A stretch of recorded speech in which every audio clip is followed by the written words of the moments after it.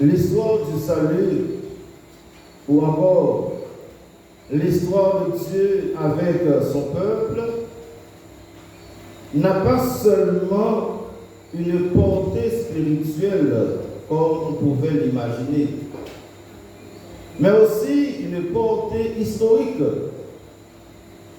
Comme toute histoire humaine, cette histoire est insérée dans le temps et l'espace. D'ailleurs, le mot histoire nous renvoie déjà à des faits existentiels et événementiels, c'est-à-dire des faits qui ont laissé leur trace ou leur empreinte dans l'histoire même de l'humanité. Quand on parle de l'histoire du salut, il ne faut pas penser à un conte ni à une fable. En parlant de l'histoire du salut, nous parlons de l'histoire d'amour de Dieu avec son peuple choisi, le peuple juif. Une petite famille méprisée et délaissée, mais encadrée et éduquée par le Seigneur. Parler d'une relation d'amour, c'est parler d'une vraie relation entre un je et un tu, avec ses hauts et ses bas. Pour ainsi dire, cette relation entre Dieu et les Hébreux n'a pas été toujours honorée, appréciée, respectée du côté du peuple d'Israël. Le peuple, sans oublier les autorités religieuses, n'ont pas été fidèles ni obéissants à Dieu.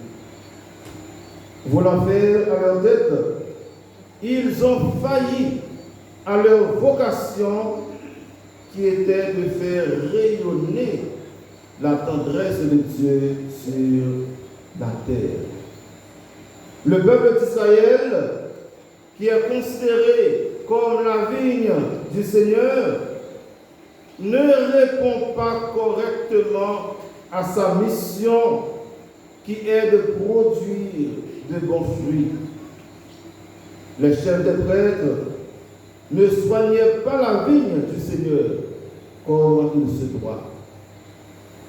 Mais, puisque c'est Dieu lui-même, le vrai propriétaire de la vigne, qui mène cette histoire, à chaque chute du côté d'Israël, le Seigneur à chaque fois redresse la situation à cause de sa fidélité et son amour pour son peuple. Mes frères et sœurs, cette parabole nous permet de faire un parallèle ou encore un suivi entre l'Ancien et le Nouveau Testament. Une même histoire, mais en deux temps. L'Ancien Testament a été dominé par la présence des prophètes aux côtés du peuple d'Israël. Les prophètes sont considérés comme des messagers et des envoyés de Dieu. Leur présence parmi le peuple avait pour motif indiquer au peuple le vrai chemin du royaume, insister sur les ordonnances du Seigneur et son amour pour son peuple, ramener le peuple à la conversion, sans oublier de lui rappeler sa responsabilité comme peuple élu. Comme on dit souvent, tout privilège entraîne une responsabilité. Pas de droit sans devoir. Le haut peuple, comme le bas peuple, n'a pas écouté la voix des prophètes.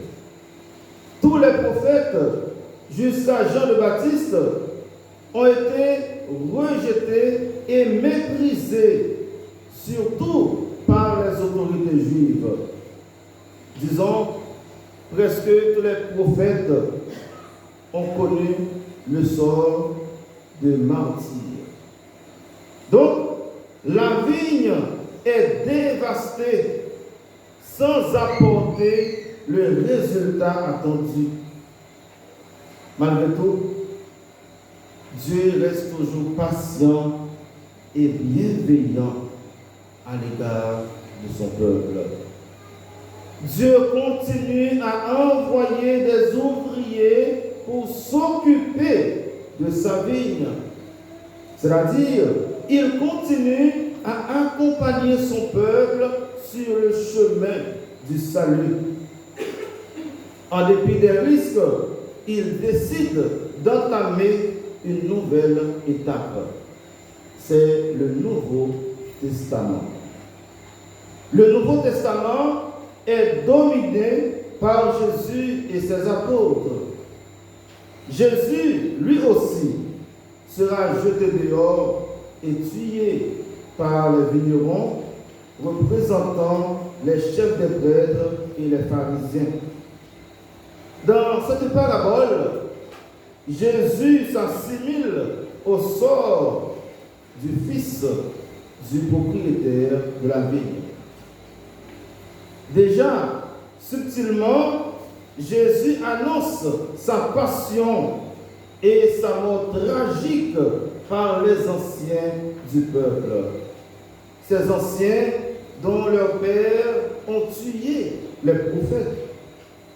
Mais à la différence des premiers serviteurs, c'est-à-dire à la différence des premiers prophètes, Jésus va renverser la mort afin de devenir la pierre angulaire. La pierre qu'ont rejetée les bâtisseurs, dit Jésus, est devenue la pierre d'angle. C'est là l'œuvre du Seigneur, la merveille devant nos yeux. Quelle est donc cette merveille? Cette merveille, c'est la résurrection du Fils de Dieu parmi les morts.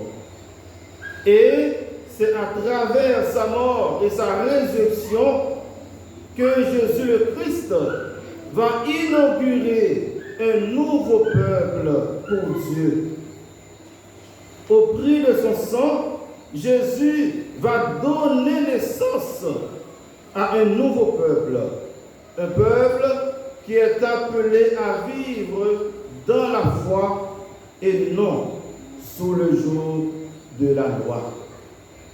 Là, il n'est pas anodin de parler d'un certain transfert. Je vous le dis, le royaume de Dieu vous sera enlevé pour être donné à une nation qui lui fera produire ses fruits. Dieu n'accorde pas sa grâce à un peuple ou à quelqu'un pour se faire remarquer, ni pour s'habiller d'orgueil. Dieu accorde sa grâce pour faire sa volonté et la faire rayonner. Dieu accorde sa grâce, Dieu accorde ses privilèges pour accomplir des œuvres de miséricorde et de charité dans le monde.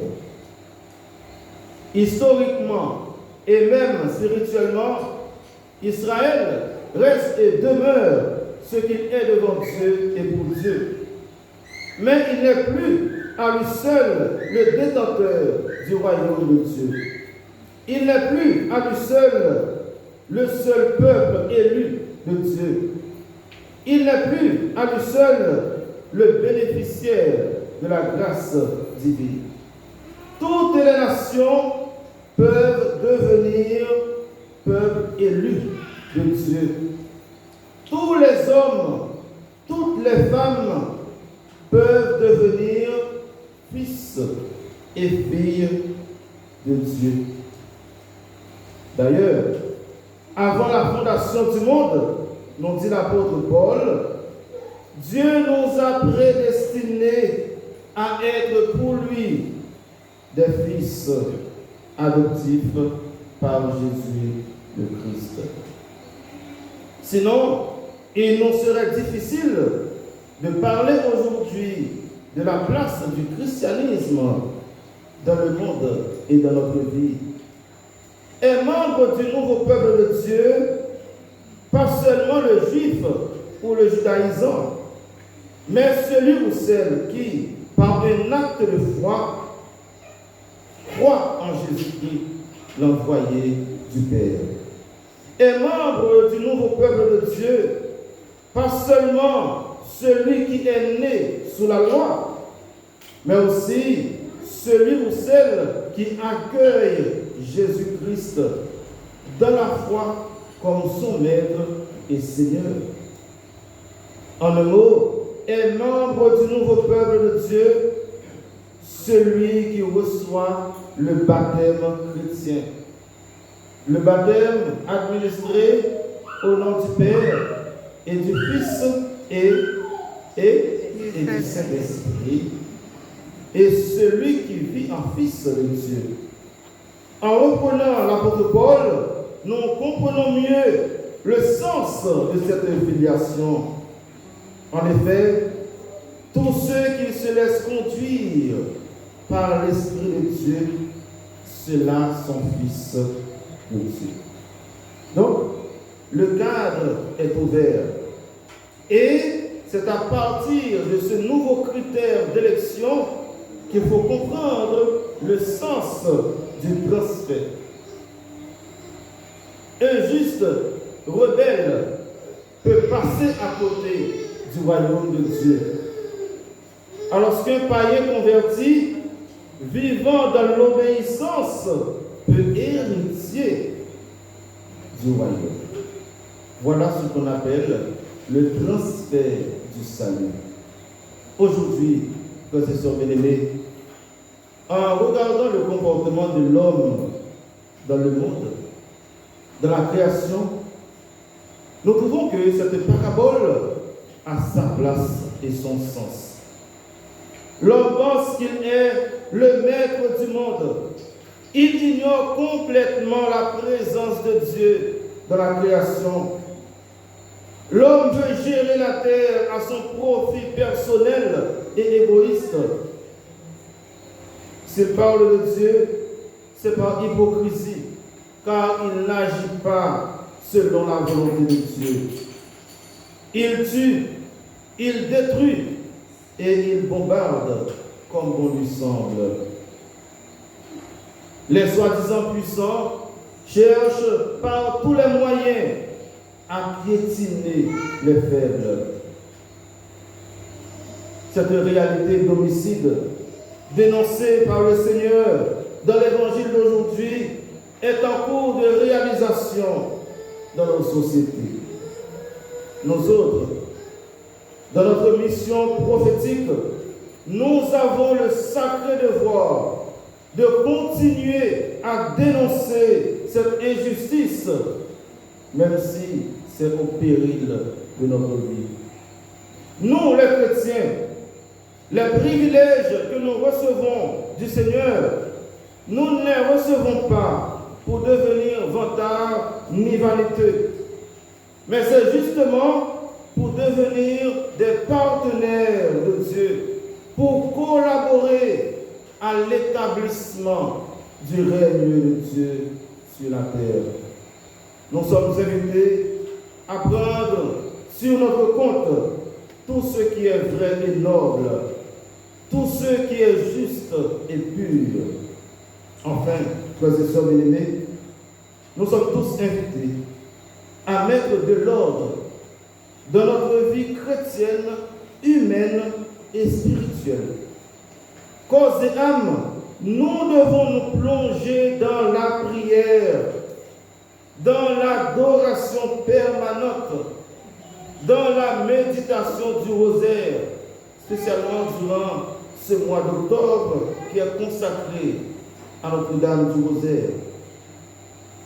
Sans une vie de prière intense et de charité, le chrétien n'est pas loin d'être un vigneron homicide. Un chrétien qui ne prie pas et qui est sans discernement par sa langue, par son mauvais comportement et l'esprit mondain qu'il habite peut détruire toute une communauté. L'Église ou bien la paroisse ne doit pas être un champ de bataille, mais un champ de communion, de fraternité, un champ de perfection humaine et spirituelle. Nous devons devenir plus humains, plus chrétiens. Les talents, les compétences, les succès académiques et professionnels, tout cela doivent contribuer à l'embellissement de la vigne du Seigneur. Tout ce qui est digne d'être aimé et honoré, tout ce qui s'appelle vertu et qui mérite des éloges, tout cela, prenez-le à votre compte, nous invite Saint Paul. Ainsi, nous ferons la joie de notre Père Céleste qui nous appelle à la sainteté. Demandons à la Sainte Vierge Marie, Saint Joseph, de nous assister dans ce grand combat pour la vie. Que par notre comportement, la volonté de Dieu s'établisse sur la face de la terre. Au nom du Père, et du Fils, et du Saint-Esprit.